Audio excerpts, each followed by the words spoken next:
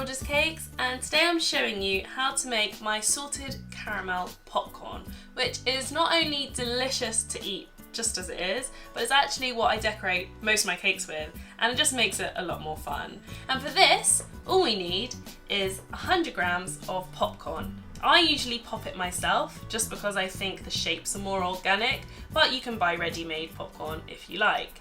We've got 200 grams of caster sugar, 25 grams of unsalted butter, so we can add the salt ourselves. We've got a teaspoon of salt. I'm using pink Himalayan salt because I think I'm really cool and edgy, and half a teaspoon of bicarbonate of soda. So all we do is make the caramel and then add it to the popcorn. It really is that simple. Now some people are a bit scared by caramel. All I'll tell you is that don't be scared, but it is very hot, so be careful. The first thing we need to do is add the caster sugar into a dry pan. So this is called a dry caramel, which means you're just adding the sugar on its own. And you want to evenly coat the bottom of the saucepan with the sugar. I'm going to turn it on a medium heat to let the sugar slowly caramelise. Now you don't want to keep stirring it because you can crystallise sugar, which we definitely don't want. You just want to slowly move it around to make sure that it's all evenly caramelised. So I'm just going to move the pan around, and as you can see the edges are starting to caramelise, so it's best to shake the pan rather than stir it. And you can see that the edges are slowly melting into caramel. So because the sides are starting to turn an amber colour, I'm just going to slowly move it around and try and break up the larger pieces, but really be careful not to overmix. If you think it's turning too quickly, just turn the heat down.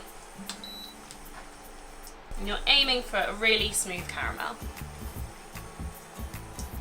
So as you can see, we've got a really nice smooth caramel, and now I'm going to turn the heat down because I don't want it to overburn, and add the butter. And careful, it makes a slight noise, but don't be scared. Stir that in straight away until it melts. And just when it's melted, you can go in with your salt.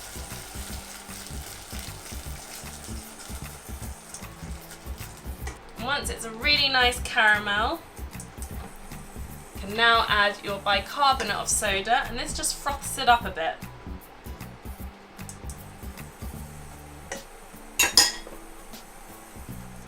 And once that's in, you can turn the heat off completely.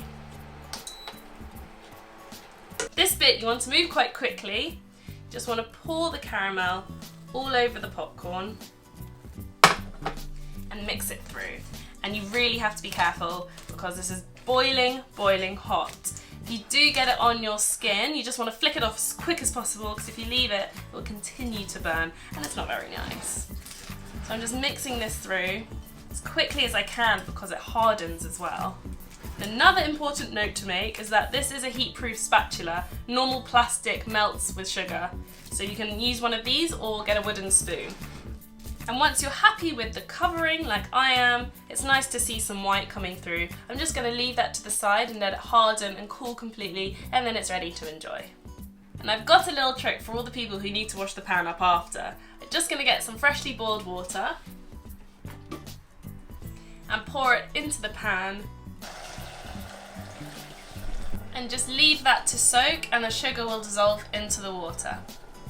So once the popcorn is cooled, it completely hardens, and you can crack it almost, that noise, apart, and you get these lovely big chunks of popcorn.